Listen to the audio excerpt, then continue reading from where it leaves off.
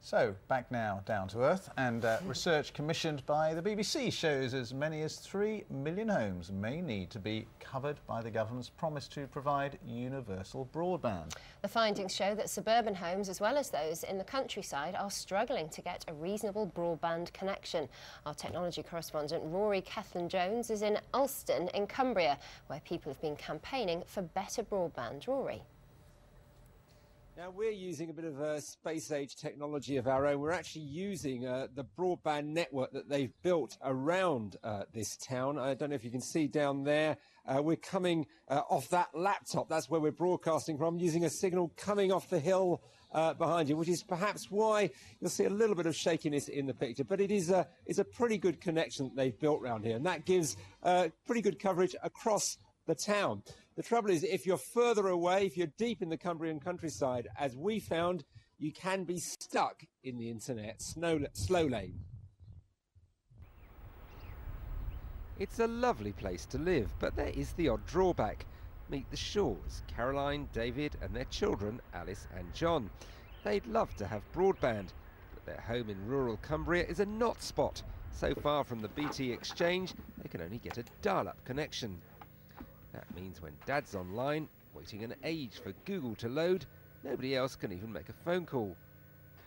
And here's how long it takes for the children to load the first page of Facebook. Nearly 5 minutes. It's incredibly slow and rather annoying when you're trying to do something and it doesn't connect. Just because we live in the country doesn't mean to say we don't need access to things. We need it as much as everyone else. After any TV programme, documentaries, things like that, for more information, go to the internet. And it just takes so long, it's virtually impractical. Now, it's fair to say only a tiny minority of homes are still in the same position as the Shaws, but far more struggle to get the 2 megabit connection that the government says everyone should get. Research for the BBC found that as many as 3 million UK homes couldn't get broadband at 2 megabits a second.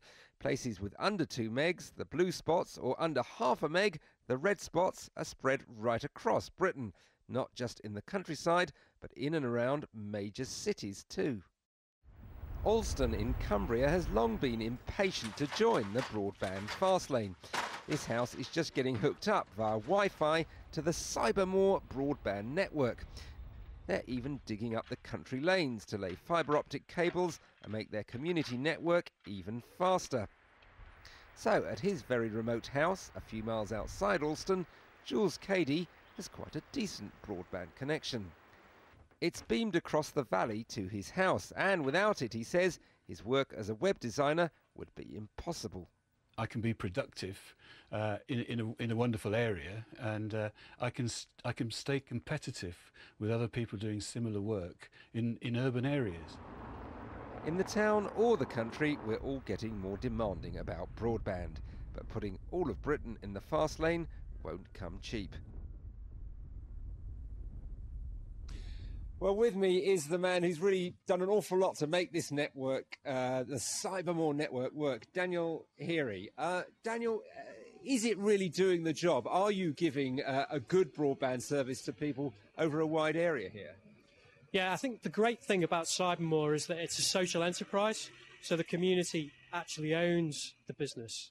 They also, they're able to download stuff, they're able to use the internet, and we're actually able to get out to really remote rural areas that some of the other ISPs just can't reach. I was with you yesterday. I was seeing people dig the roads up. I mean, that's a very expensive business, laying fibre optic cables to a few isolated farms. How on earth can you make that pay? I mean, the other brilliant thing about Cybermore and social enterprises is we're actually using local people to do that work. And because they've got really good local knowledge, we can put that to work in terms of delivering really low-cost fibre at a fraction of the price of some of the big engineering firms who would charge at quite a high rate, but we're actually down here in terms of our price per metre. This is just covering little gaps, though, isn't it, really? If we're going to move as a country into the broadband fast lane, there's going to have to be a much bigger effort by big companies, isn't there?